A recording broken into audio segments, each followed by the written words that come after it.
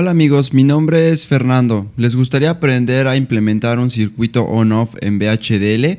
Bueno, si es así, quédense y no se vayan. Voy a explicar cómo funciona el diagrama de bloques para que se entienda el flujo de trabajo que conlleva este circuito y posteriormente pasaremos a analizar el código descrito en VHDL. Bien. Nuestro diagrama a bloques contiene 3 bloques, un divisor de frecuencia, un filtro de ruido y una carta algorítmica de estado o carta ASM. En el primer bloque tenemos un divisor de frecuencia. La entrada de reloj del FPGA es de 50 MHz. Lo que busca este divisor de frecuencia es poner en 1 a la señal bandera.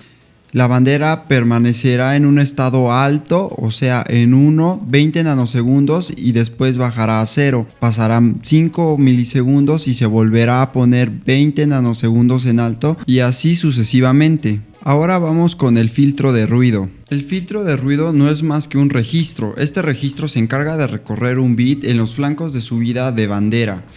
Siempre que bandera se ponga en alto, va a incrementar el registro. El registro consta de 8 bits del menos significativo al más significativo.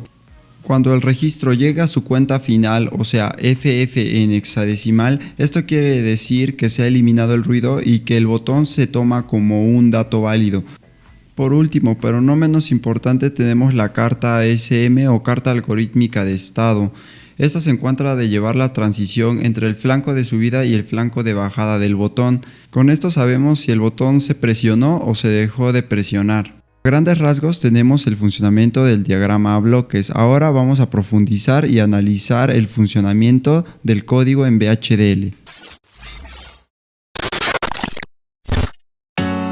Una vez en nuestra computadora vamos a abrir ese Design Suite. Como pueden ver, yo ya tengo el código descrito aquí.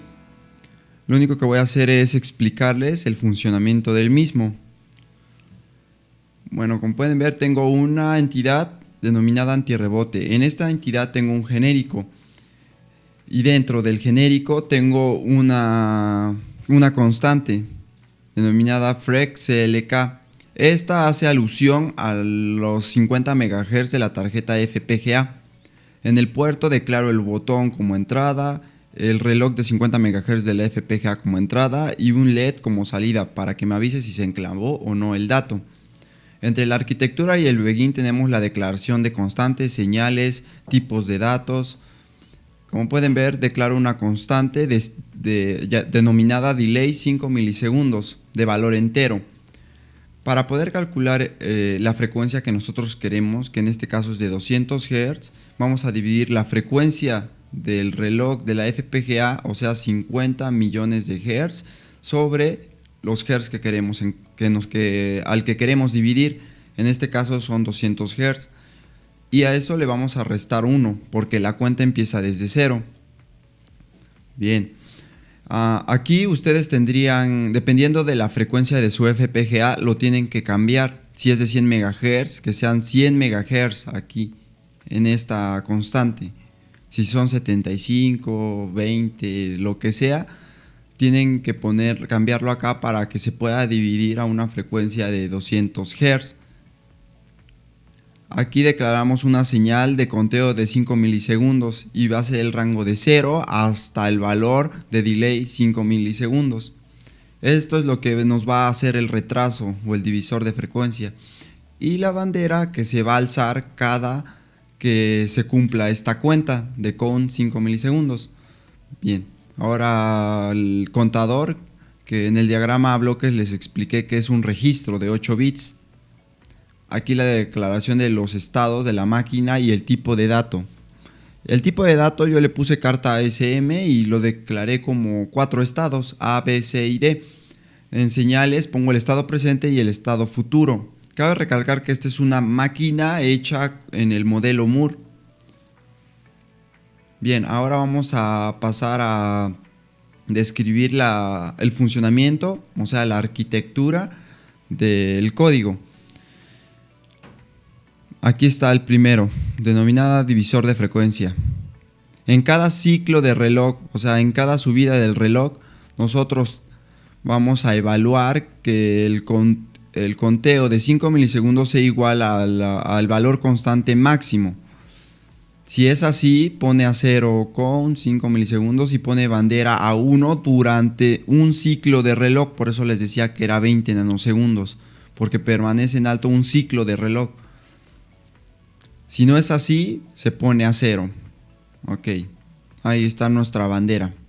Cuando vale 1 y cuando vale 0. Aquí este es el proceso que es el filtro de ruido. El filtro de ruido va a utilizar como entradas en las listas de sensibilidad el valor de la FPGA, o sea los 50 MHz, la frecuencia y la bandera del divisor de frecuencia de aquí arriba. Bueno, en cada subida del reloj acá vamos a aplicar una compuerta AND, o sea que las dos se cumplan. Bandera va a ser igual a 1 y va a haber una subida de reloj. Esto quiere decir que están sincronizados. Entonces el registro de ruido le voy a asignar el mismo registro de ruido, pero chéquense esto. Va de 6 a 0. Esto quiere decir que nos falta un bit porque son 8 bits y este bit va a ser el botón. Lo vamos a concatenar. Una vez que lo concatenamos, el botón va a ser el que active esa secuencia. Si el botón se queda presionado, va a ir incrementando el registro y una vez que se llene, entonces nos va a dar un dato válido.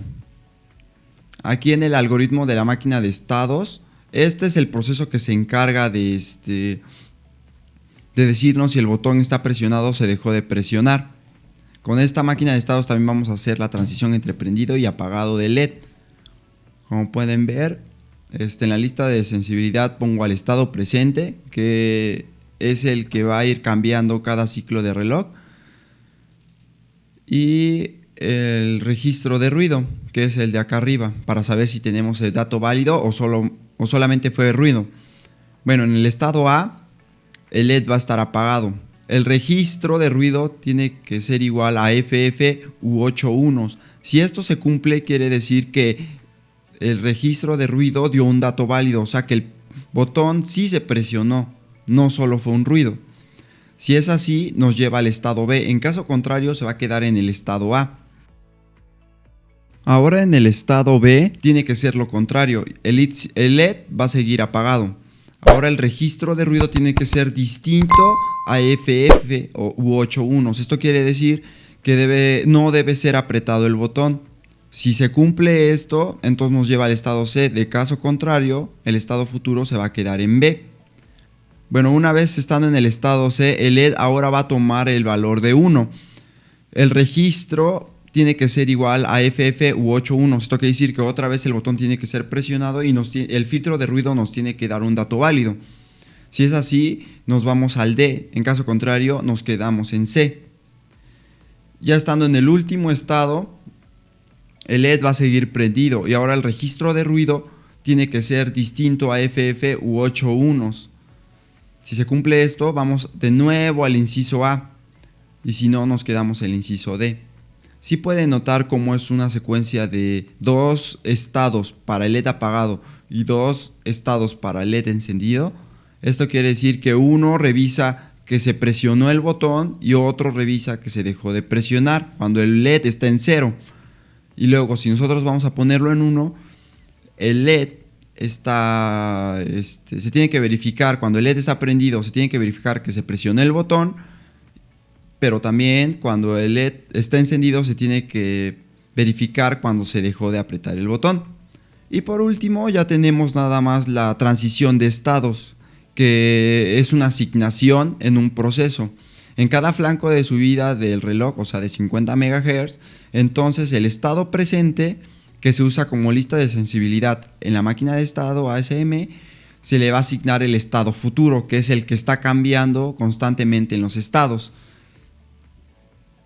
Y los dos están sincronizados porque utiliza la señal de frecuencia de 50 MHz y el filtro de ruido también utiliza la señal de frecuencia de 50 MHz del FPGA.